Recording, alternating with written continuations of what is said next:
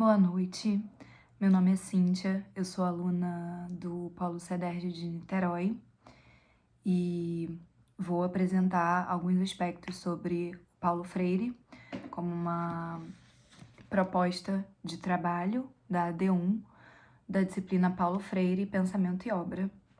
Eu sou do Polo de Niterói, do CEDERJ, e moro no Rio de Janeiro. Bom, eu vou então estrear esse vídeo com uma citação presente no livro Conscientização, do Paulo Freire, que é o livro sobre o qual nos debruçamos para apresentar esse trabalho, relacionar com a nossa vida, apresentar um pouquinho sobre Paulo Freire, que diz o seguinte: a realidade não pode ser modificada senão quando o homem descobre que é modificável e que ele pode fazê-lo. É preciso, portanto, fazer desta conscientização o primeiro objetivo de toda educação, antes de tudo, provocar uma atitude crítica, de reflexão, que comprometa a ação.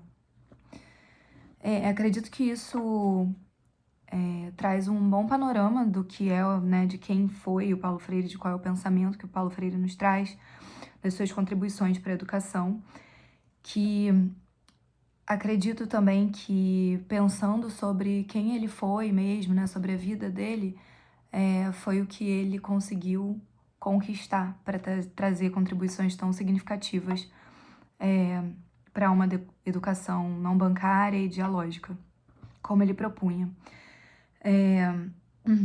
Então, falando um pouquinho da vida de Paulo Freire, ele nasce no Recife. Teve uma infância, assim, era de classe média, mas teve uma infância mais pobre, ajudou no sustento da sua família e ficou conhecido mundialmente com sua obra Pedagogia do Oprimido, sendo um dos brasileiros, assim, dos filósofos, né, como ele foi reconhecido depois, além de educador, mais citados e reconhecidos mundialmente. Influenciou pessoas como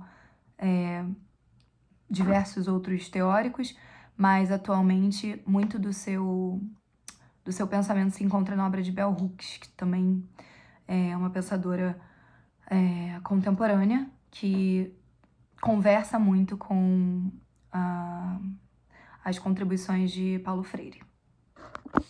Um marco do nosso patrono da educação foi a alfabetização de mais de 300 cortadores de cana em apenas 45 dias, com o seu método de alfabetização, que depois ficou conhecido como método Paulo Freire, que envolvia justamente o que ele traz, né, esse método nesse livro Conscientização,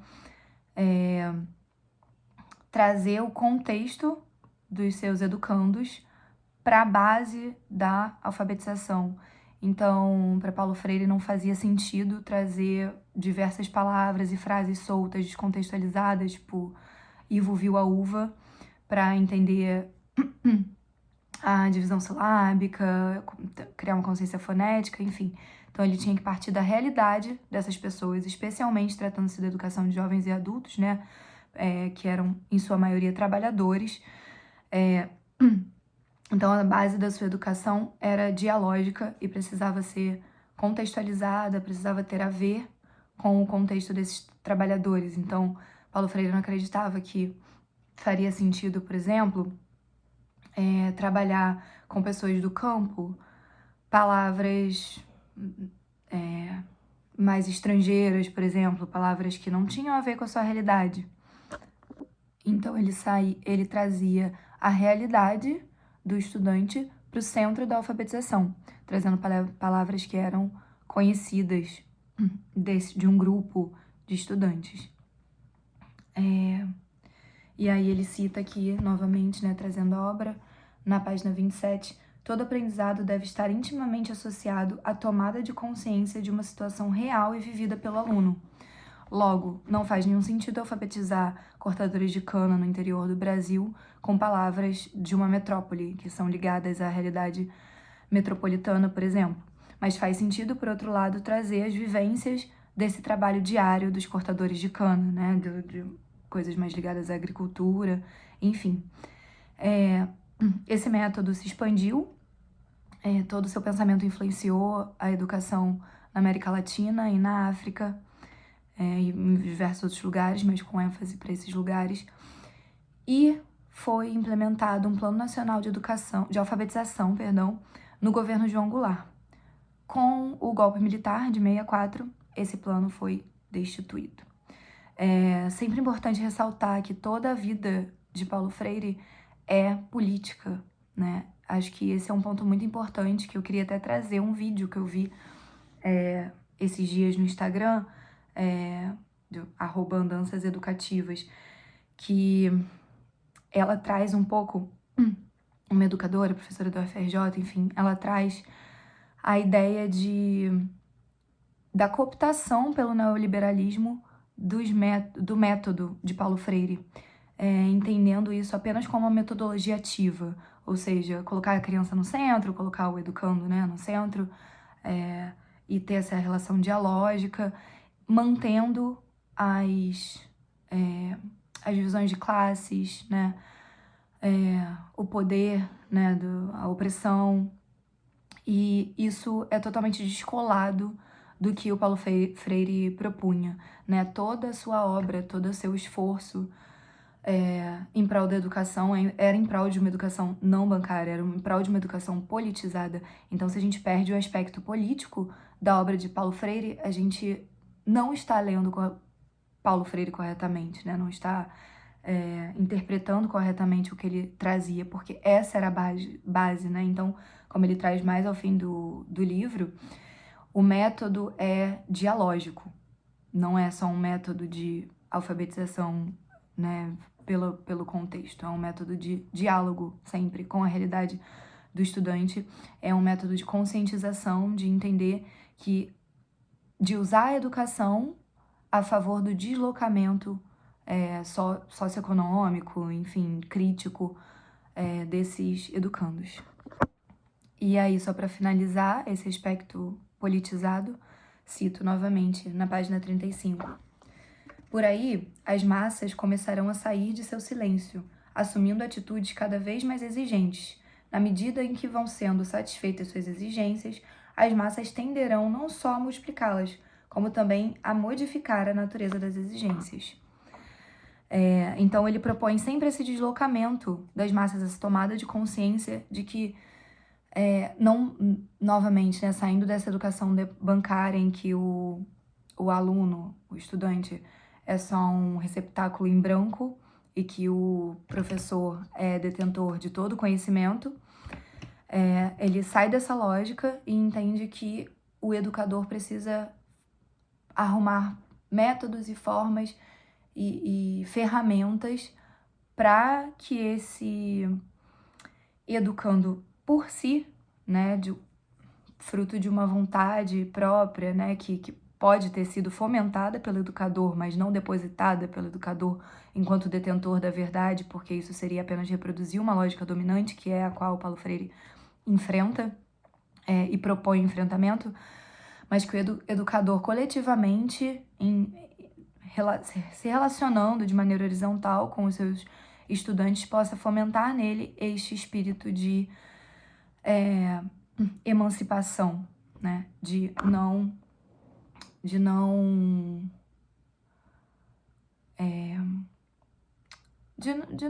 se deixar levar pelo espírito das classes dominantes, pela cultura dominante, né? E acabar reproduzindo isso em outras esferas. Então, você sair um pouco da lógica de galgar alguma coisa com que a educação pode te oferecer e acabar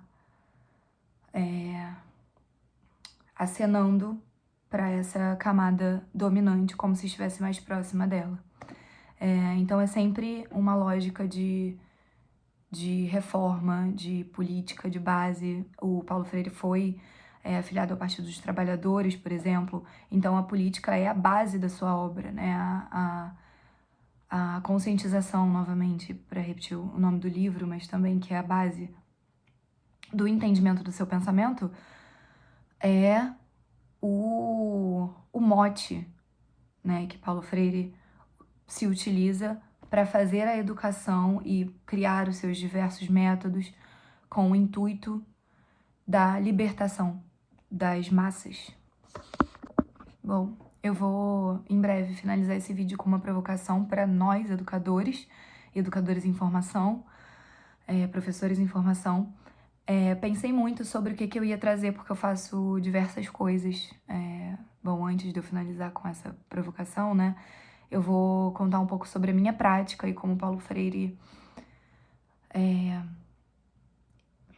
está na minha prática, na verdade, acredito que isso tem a ver com a nossa formação, não é sempre beber dessa fonte, mas você muda algo dentro de si quando você já tem isso enquanto propósito, né, de vida. E por outro lado, nem sempre a gente dá conta de fazer tudo na base do diálogo, como seria o ideal da educação, por diversos motivos, né, seja pela instituição, por outros métodos que a gente precisa dar conta, enfim. Mas eu dou aula na educação infantil de inglês, dou aulas particulares de inglês, dou aulas de português também, sou formada em letras, antes dessa minha graduação de pedagogia. Mas eu queria trazer agora, na verdade, para falar sobre a relação da minha prática com o nosso patrono, de um projeto que eu tenho há um ano, que se chama Women Who Speak, Mulheres que Falam, que vem sendo completamente construído com o ideal, né, sendo idealizado para que mais mulheres possam estudar e galgar outras posições por meio da educação. Infelizmente, o inglês não é nada decolonial, não é, né, o que eu gostaria, talvez, de trabalhar num sentido mais popular, que abarcasse mais a nossa cultura, o nosso fazer educacional, enfim. Mas, na sociedade posta como está, que é difícil nadar completamente contra a maré, né? Então, a gente também busca meios de crescer socioeconomicamente pela educação. Mesmo que se tenha uma consciência de enfrentamento ao capitalismo, à dominação, a gente precisa também remar em direção a isso para, a partir daí, talvez se libertar e se colocar, enfim, acho que o próprio Paulo Freire traz isso no livro, em diversos outros pensamentos.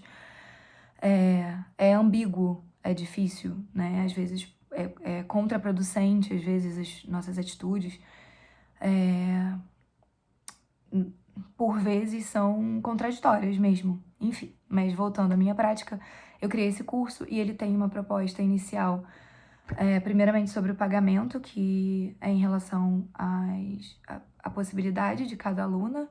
Então, eu coloco uma faixa, sugestão de preço, mas elas me dizem quanto é possível pagar, pode ser menos, pode ser mais se estiverem numa outra fase da vida. Concedi bolsas para mulheres negras e o que eu tento fazer é entender a lógica de trabalho dessas mulheres. É um grupo, então não tem como ser totalmente individualizado, mas sair de um aprendizado de então vamos ao shopping, então agora no aeroporto dos Estados Unidos, da Inglaterra, enfim, que muitas vezes os livros didáticos trazem, que não condizem com a realidade dessas mulheres que querem um inglês às vezes mais profissional, mais voltado para a área delas. Então eu tento unir isso, trazer o que é importante para elas se desenvolverem em suas áreas e trazer para as aulas o mais dialogicamente possível, num intuito de libertação. Novamente, estamos sempre fadados à contradição, né? Então, o inglês já é algo dominante na sociedade. Mas é isso. Acho que o propósito né, de como a gente, dentro do sistema que a gente se encontra, que não vou dizer que é inalterável, mas que a luta é muito maior, é no macro para a gente alterar um sistema, como que a gente faz micro alterações, né, nesse sistema para que a gente consiga... Acho que a libertação é um sentimento revolucionário demais que eu trago comigo, mas que ainda soa muito utópico na realidade que eu vejo, que a gente vive atualmente. Mas o que a gente pode chegar como a gente faz para deslocar essa base, né? Sair da base da pirâmide e ir um pouquinho acima, trazendo desconforto mesmo para a classe dominante que não quer que a gente chegue nesses lugares. Enfim, sem mais delongas, isso é o que eu tento trazer nesse projeto. Poderia falar sobre outras, por exemplo, tem o livro do Paulo Freire, Professora Sentia Não, é algo que ecoa muito também em mim, na minha prática com as crianças. Entender que a nossa profissão é uma profissão, a gente tem a gente estuda para estar ali, a gente dialoga, né? A gente tem propostas que são trabalho, efetivamente, né? Não são apenas ligadas ao cuidado, enfim, mas não era a proposta do livro que a gente foi provocado a ler. E aí eu gostaria só de finalizar, que já está bem longo o vídeo, me empolguei um pouco, com uma provocação que que eu trouxe também um pouco, na verdade, na minha fala sobre o projeto, que é até que ponto a gente consegue, de fato, viver a proposta de Paulo Freire, planejar de acordo com as propostas de Paulo Freire, saindo, tentando não ficar só na lógica da metodologia, né, do método, de como que a gente alfabetiza alguém, como do contexto, não ficar só na parte prática e adentrar mais politicamente na proposta de Paulo Freire, que eu acho que é a grande virada, é o grande reconhecimento que ele teve, é de fato politizar as aulas, é de fato entender que tudo é político, né, como se diz muito hoje em dia, e de que não é possível que a libertação das massas aconteça sem que aconteça esta conscientização, né? Então, o quanto a gente coloca essa teoria na nossa prática, né? Como você tem falado um pouco também agora até nas redes, a tua teoria le falta calle. Então, acho que às vezes falta rua, a nossa prática, falta escola pública, falta o chão da escola, como a gente fala muitas vezes, né? Lidar com o que é de fato, com a periferia, com as necessidades da periferia, que não são as nossas necessidades propriamente, né? Que não são as necessidades das metodologias ativas, que não são as grandes escolas internacionais, bilíngues, etc., que têm sido entendidas nesse neoliberalismo educacional como o grande parâmetro educacional hoje em dia, e que na verdade é quebrando esse padrão, voltando, né, à nossa ancestralidade, voltando à educação crítica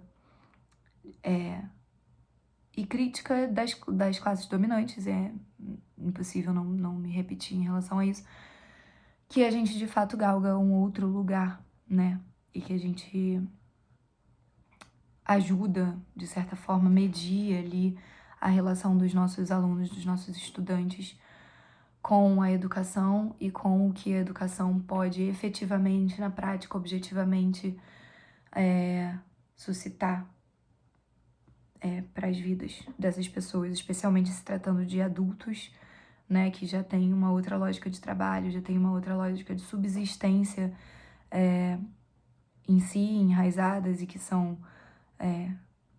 movidas pelo capitalismo predatório no dia a dia, né? Como a gente consegue alcançar esses alunos e modificar suas realidades, não a gente, mas eles terem a vontade, a consciência de modificar suas próprias realidades através do esforço e da educação.